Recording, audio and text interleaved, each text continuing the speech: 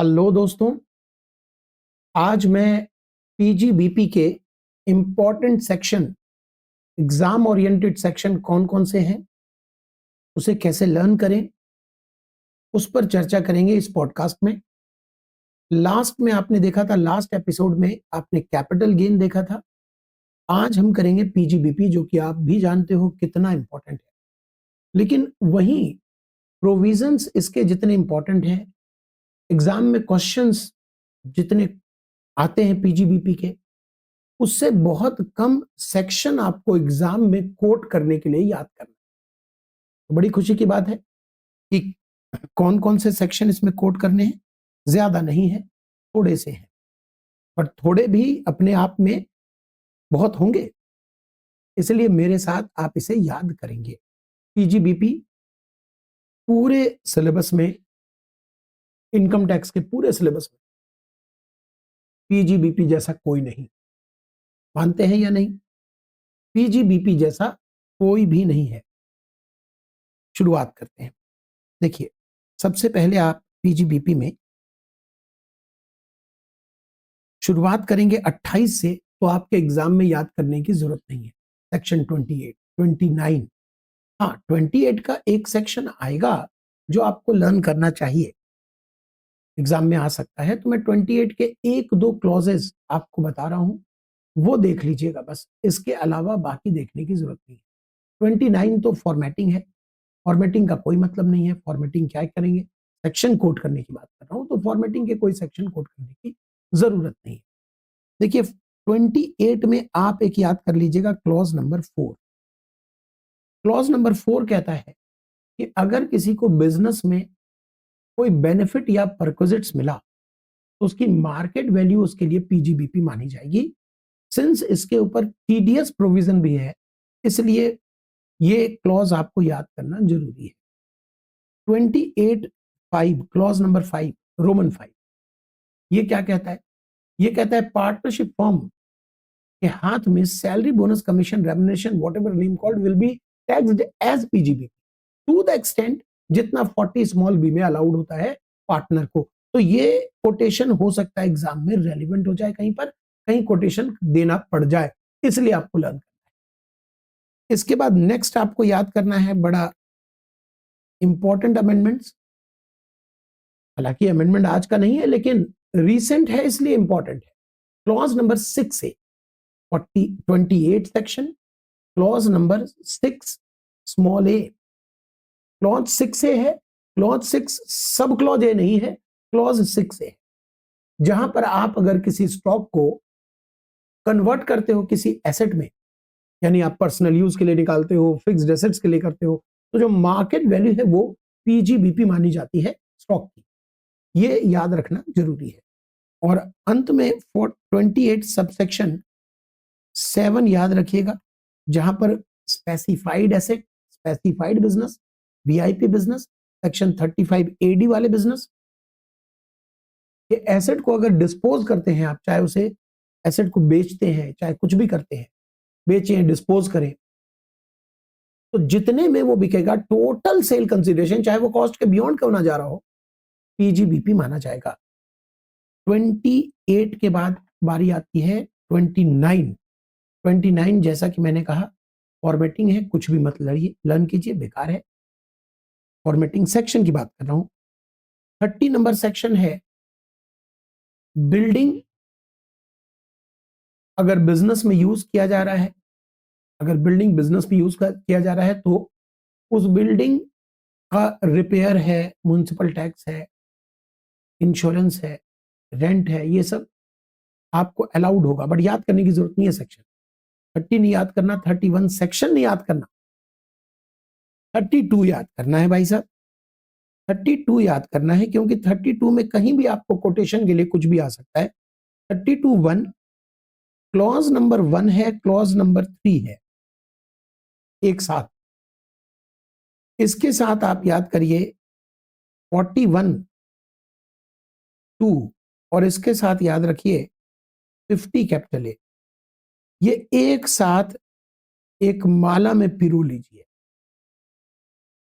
ये पूरा ही आपके लिए बन जाता है स्ट्रेट लाइन मेथड।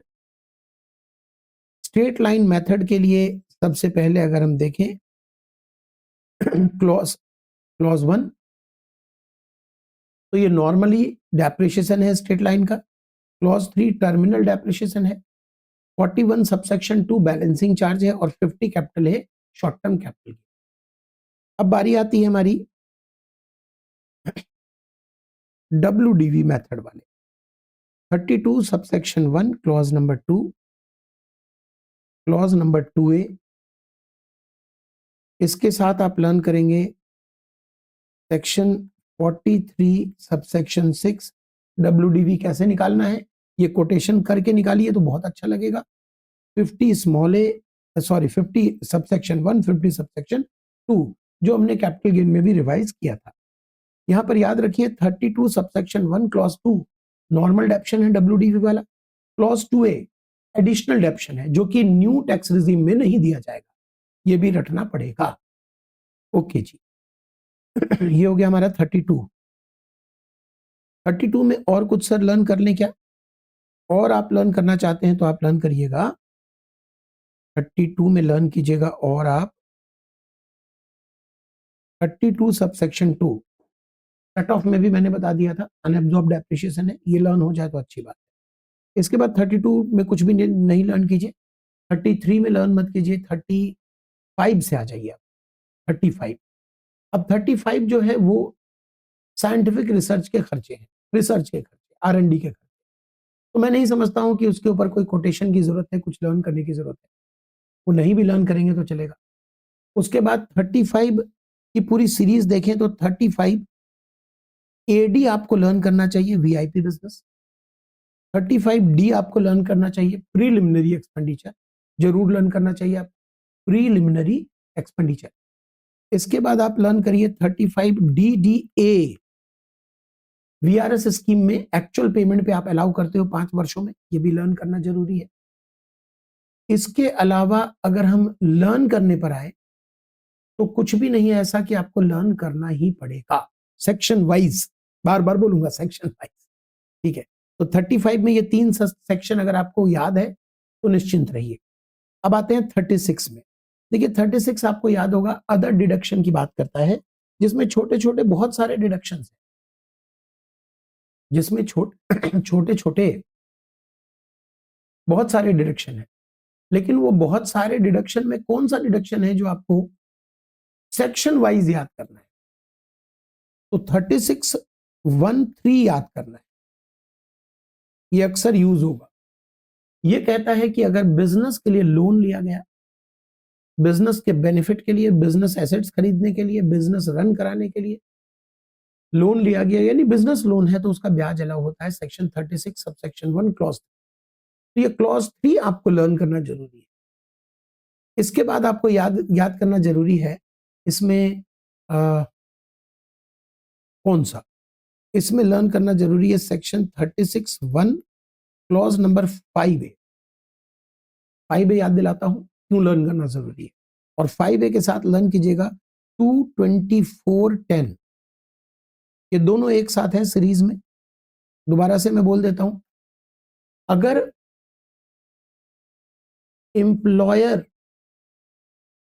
एम्प्लॉय से प्रोविडेंट फंड के नाम पर, सुपर एन्युएशन फंड के नाम पर, NPS के नाम पर, किसी भी एम्प्लॉय के वेलफेयर फंड के नाम पर एम्प्लॉयर कंपनी ने एम्प्लॉय से कंट्रीब्यूशन लिया, तो as and when contribution is deducted from salary it become taxable PGBP in the hand of employer company. Under which section? Section 2 clause 2A sub clause 10, 2-24-10। Now अब अगर employer उस contribution को relevant act के, provident fund act, relevant act, superannuation fund के लिए, NPS के लिए, जो भी रेलिवेंट एक्ट बना है उसके अंतर्गत अगर वो पेमेंट डिपॉजिट कर देता है, उसे डिपॉजिट कर देता है, टाइमली डिपॉजिट कर देता है, within due date deposit कर देता है, तो फिर वो P&L में से डेबिट कर सकता है, डिडक्शन ले सकता है section 36 subsection 1 clause number 5A में। तो ये है क्लॉज 5A जो आपको याद रखना चाहिए। ओके, इसके बाद लर्न क्या करना है आपको सेक्शन 36 में। 36 clause number subsection 1 clause number 7। Clause number 7 है बैड डेट्स अलाउड होता है। बैड डेट्स अलाउड होता है किन किन कंडीशन पे? दो शर्तें हैं, एक डेटर का नाम राइट ऑफ होना चाहिए और दूसरा आपका डेट कभी आपकी पीजीबीपी इनकम बनी हो, जो दूसरा कंडीशन लैंडिंग बिजनेस के लिए, बैंकिंग बिजनेस के लिए एप्लीकेबल नहीं होता। तो ये आपको याद रखना चाहिए। 36 हो गया जी। 37 सर क्या करें? बिल्कुल बताता हूं मैं। 37(1) तो लर्न करना ही करना है। 4 कंडीशंस है। कभी जनरल डिडक्शन आपको अलाउड होता है, तो कभी भी अगर मान लीजिए आपको डिसअलाउड कोड करना है, डिसअलाउड कोड करना है, तो आप लिख सकते हो कि जनरल डिडक्शन के कंडीशन पूरे नहीं करता, इसलिए हमने अलाउ नहीं किया। जैसे मान लीजिए हो सकता है कि क्वेश्चन कहता है कि आपने पेनल्टी दी है, मान लीजिए आपने किसी कानून को तोड़ने के लिए कुछ घूस दिया है, तो अलाउड है कि नहीं? तो 37(1) के कंडीशन ना पूरे होने की वजह से अलाउड नहीं। 37 में एक और आता है 2B, जो आप पेमेंट देते हो एडवर्टाइजमेंट का पॉलिटिकल पार्टी के मैगजीन में, वो आपको अलाउड नहीं होता है, लर्न करना पड़ेगा। 38(2) लर्न करना पड़ेगा। अगर कोई एसेट नॉर्म आप बिजनेस और पर्सनल दोनों यूज कर रहे हो, तो पर्सनल का जो हिस्सा है वो डिसअलाउड कर दिया जाता है। असेसिंग ऑफिसर बताता है कितना पोर्शन डिसअलाउड होगा, और क्वेश्चन में गिवन होता है कि कितना पोर्शन पर्सनल यूज है। ठीक है। Okay okay okay. 38(2). इसके बाद आपको लर्न करना है 40 नंबर सेक्शन में। अब यहां पर 40 नंबर सेक्शन जो डिसअलावेंस के लिए बनाया गया है, उसमें क्या लर्न करेंगे? देखिए, अक्सर आपने देखा होगा कि टीडीएस डिफॉल्ट के वजह से क्वेश्चन में जरूर डिसअलावेंस आता है कि टीडीएस का पेमेंट नहीं किया, डिपॉजिट नहीं किया, तो आपको वहां 40(a) के कोटेशन डालने पड़ेंगे, चाहे वो उसके आगे सब क्लॉज 1A और 3 याद रहे ना रहे। 40(a) इसका कोटेशन आपको डालना ही पड़ेगा टीडीएस डिफॉल्टर। ठीक है।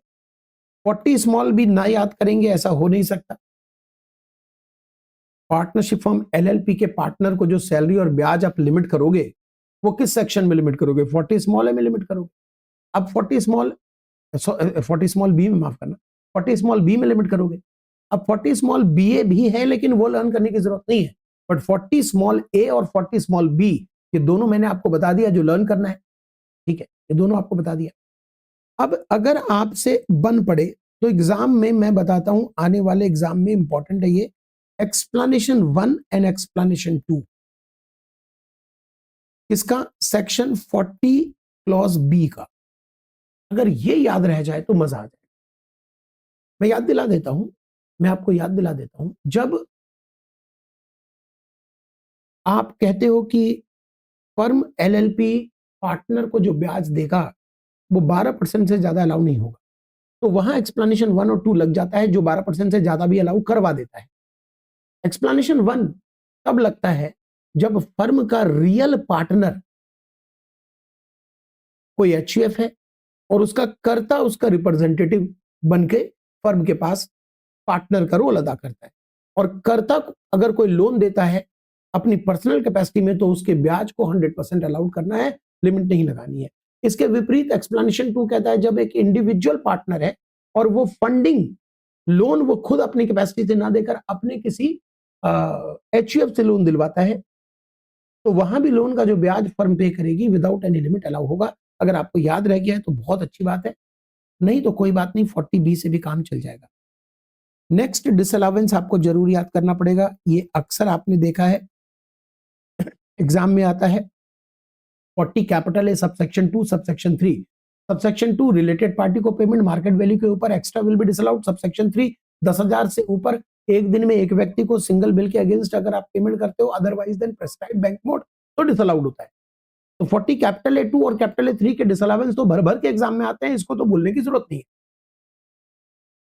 इसके बाद अगर आपको याद रह गया तो 43(b) बॉस सरकार गरीब और सरकार के करीब का पेमेंट आपको आईटीआर के ड्यू डेट तक देना ही पड़ेगा, और स्मॉल एंड मीडियम एंटरप्राइज इनका पेमेंट आपको कब तक देना पड़ेगा? इनका जो अपना ड्यू डेट बना हुआ है उसके अंतर्गत देना ही पड़ेगा। इनका जो खुद का ड्यू डेट है उसके अंतर्गत देना पड़ेगा। यहां पर आपको एक बात याद दिला दूं कि 43B जो आप बॉस की बात कर रहे हो, वहां पर small and micro enterprise covered है, मीडियम एंटरप्राइज नहीं कवर्ड है। तो अगर मीडियम एंटरप्राइज का कोई ड्यूज है तो वो 43B के प्रोटेक्शन में नहीं आता, उसका पेमेंट करो ना करो वो अलाउड होगा। लेकिन माइक्रो एंड स्मॉल एंटरप्राइज अगर है, वहां पर आपने उनके जो ड्यू डेट्स हैं उनके बियॉन्ड पेमेंट जाकर किया, तो वो फिर पेमेंट बेसिस पे अलाउड होगा, अक्रूवल बेसिस पे अलाउड नहीं होगा। ठीक है, तो ये आपको देखिए, प्रोविजन तो थोड़ा बहुत लर्न साथ में कराना पड़ता है, लेकिन आपको सेक्शन कौन से याद करने हैं ये रटवाना मेरा उद्देश्य। ठीक है जी, एक सेक्शन और आपको मैं चलिए ज्यादा बर्डन नहीं डालता, ठीक है। ऐसे पहले बोला था कि पीजीपी में ज्यादा आपको बर्डन नहीं डालूंगा, वैसे भी प्रोविजन बहुत लर्न करने होते हैं। 41 याद कर लीजिएगा, 41(4) याद कर लीजिएगा, और इसी के साथ 41(2) और 41(3) आपको याद हो ही गया। 41 सबसेक्शन 2 बैलेंसिंग चार्ज है, 41 सबसेक्शन 3 जब रिसर्च एसेट्स को बेचने पर पीजीबीपी आता है, 41(1) जब आपको किसी ने बैड डेट क्लेम कर लिया, और 41(4) जब आपने बैड डेट की रिकवरी कर ली। तो ये आपको याद करना पड़ेगा, ये सेक्शन एग्जाम में इसको कोट करना पड़ सकता है। इसके अलावा 43CA आपको जरूर लर्न करना चाहिए। ये 43CA 50C के बराबर है, यानी लैंड बिल्डिंग किसी ने बेचा है एसडीवी से बिलो, और SDV is greater than 110% of actual selling price.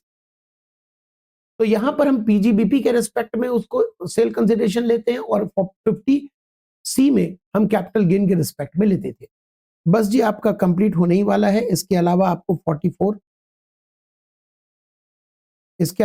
44AA याद कर लेना चाहिए, 44AB याद कर लेना चाहिए, 44AD याद कर लेना चाहिए।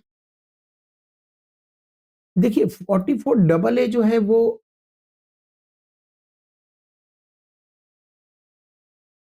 कौन कौन से accounts, books of accounts maintain किस किस को करना है इसके रिस्पेक्ट में।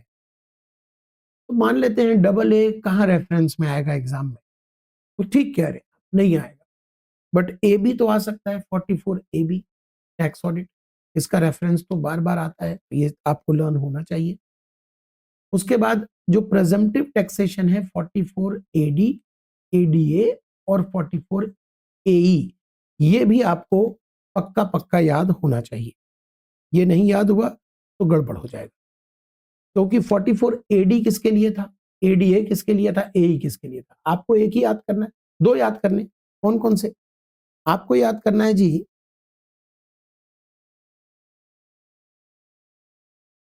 44AE, 44A याद करिएगा। AE किसके लिए आता है, 44AE किसके लिए है बताइए। चलिए मैं बोलता हूं, 44 सुनिएगा। 44AE किसके लिए है, ट्रांसपोर्ट बिजनेस के लिए है ना, ट्रांसपोर्ट बिजनेस के लिए, जहां पर गुड्स कैरेज आप पे 10 से ज्यादा नहीं होता है तो आप यूज कर लेते हो। उसके बाद 44ADA प्रोफेशनल्स के लिए था 50% ग्रॉस रिसीट का, और 44AD अदर एलिजिबल बिजनेस के लिए था। हालांकि AD अपने आप में बहुत वाइड है, मैंने इसकी वीडियो तैयार की है, आप इसको देख सकते हो। इसके कॉम्प्लिकेटेड पार्ट को भी डिस्कस किया है मैंने वहां पर, एग्जाम ओरिएंटेड है, जरूर देख लीजिए उसे। तो 44 देखिए, टैक्स ऑडिट के कंफ्यूजन के नाम पर मैंने एक वीडियो तैयार किया, वो जरूर देखिए। प्रेजम्पटिव टैक्सेशन से कनेक्ट किया, उसको भी जरूर देखिए।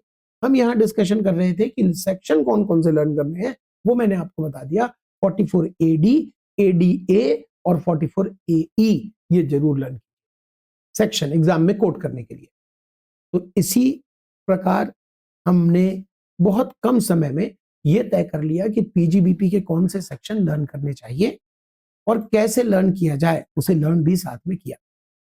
एग्जाम के लिए बहुत बहुत शुभकामनाएं, खूब मन लगा के पढ़िए, खूब बढ़िया बढ़िया नंबर लाइए। Thank you so much, good bye, take care.